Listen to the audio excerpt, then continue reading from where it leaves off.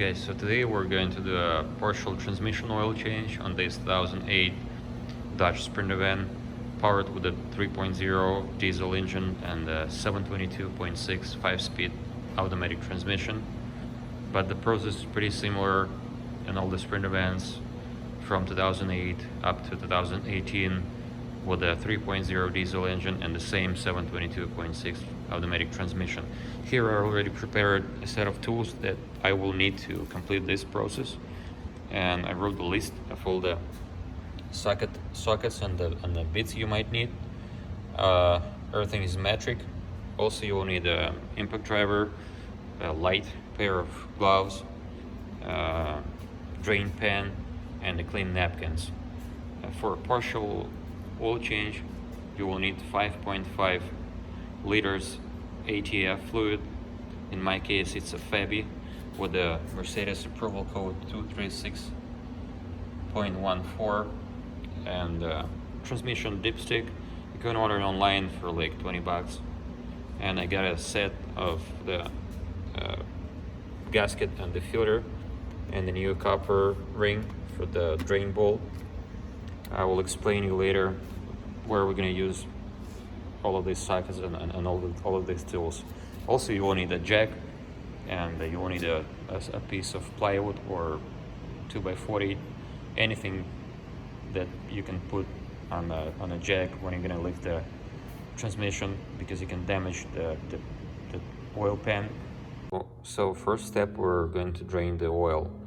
We'll need to use the hex socket number 5 and the 3/4 ratchet to take out the drain bolt and the oil pan.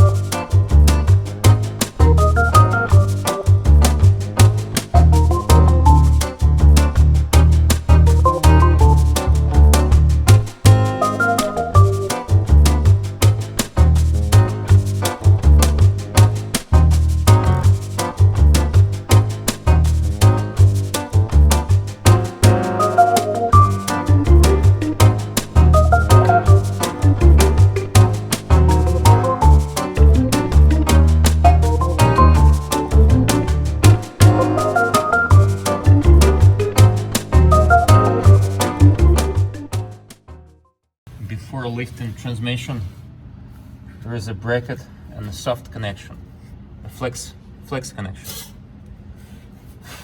I recommend to take out this bracket because when you're gonna lift the transmission together, all this section will go up, and sometimes with the vehicles with a big mileage, this flex connection can crack and break down. So just to avoid that, it's easier to take it out, to remove this bolt. And here's the place where I'm placing the jack, right under the mount. So I will have space, I will have access to those back bolts that hold the pan.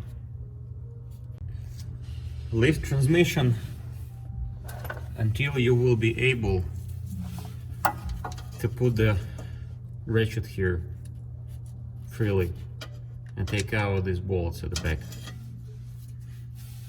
Put the pan again underneath, because once you will take out the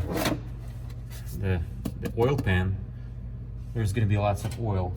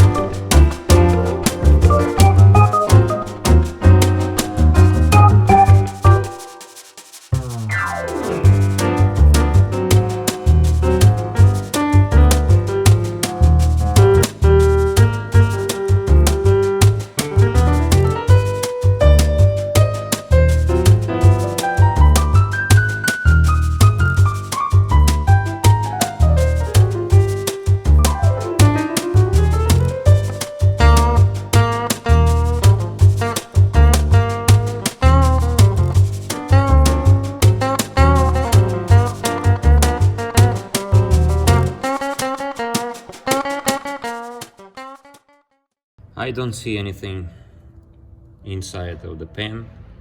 I mean, no steel pieces, no chips, nothing like that. Pretty clean. The magnet is a little bit dirty, but that's okay. You have to clean all this dirt and clean the oil pan itself.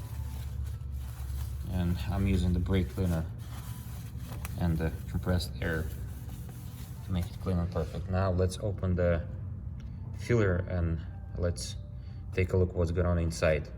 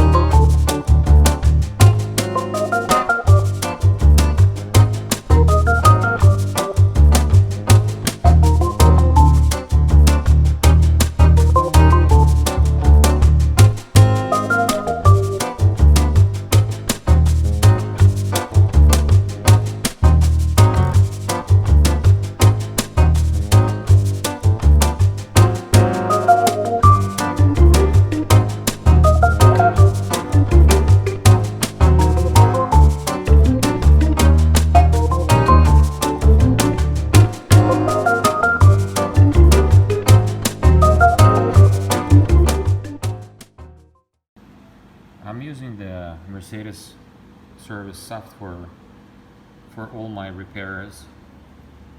Just putting the VIN number and gives me the data card about the vehicle with all the part numbers, with all the configuration and all the repair steps, with pictures, with all the information, as you can see. And I'm gonna check right now the torque moment for the drain screw and the bolts that holds the oil pan. So the drain screw is 22 Newton meters and the bolt that holds the pan is 9 Newton meters. And the filling capacities, as you can see, it's 5.5 liters without torque converter and 7.1 with torque converter.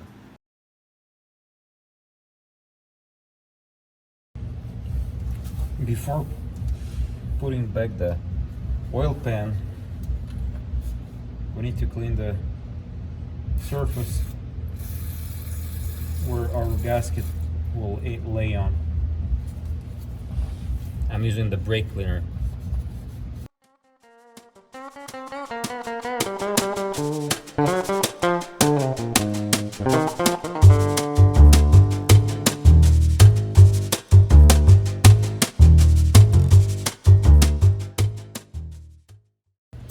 Before putting the oil pan, we need to install new oil filter. You can use a drop of oil to seal this new rubber seal, and there is a specific hole over here for this bracket. Make sure everything aligned and you heard the click sound.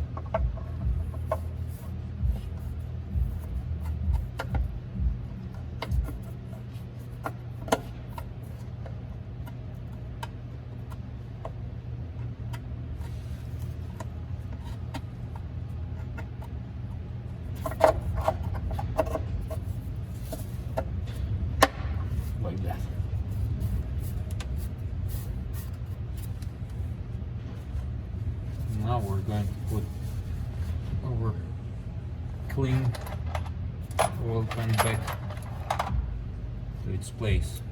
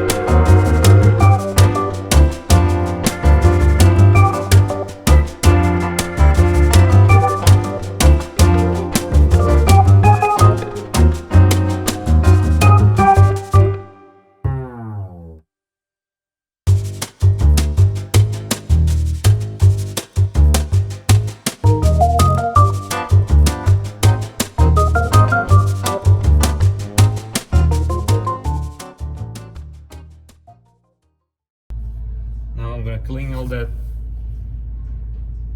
and then use an air to dry it out, put back the cross member and tighten back the clamp and fill up an oil.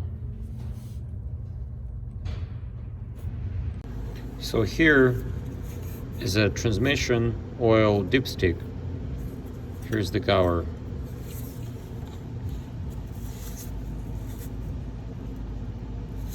As you can see, it is located not very conveniently, but I'm using that kind of tool. It has really thin end and just fits perfectly without, when you like fill it up with oil, it doesn't spill. I'll show you how I'm filling up just with a 1 quart, because it's recommended to fill up transmission oil when the engine is running, but my vehicle is not ready to start the engine, so I'll just show you overall how it works.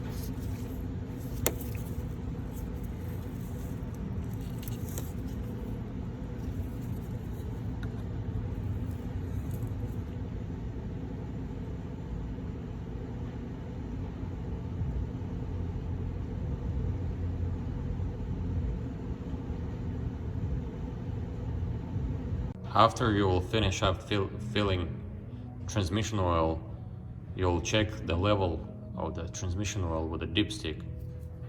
So the engine and the transmission will be still cold. The lower level is 25 degrees when the transmission oil is cold. The level must be in between of those two lower lines. After that, you need to make a short test drive, so transmission oil will warm up and you will check the level once again. Once the temperature will be around 80 degrees, the transmission fluid level must be between those upper two lines, not more and not less.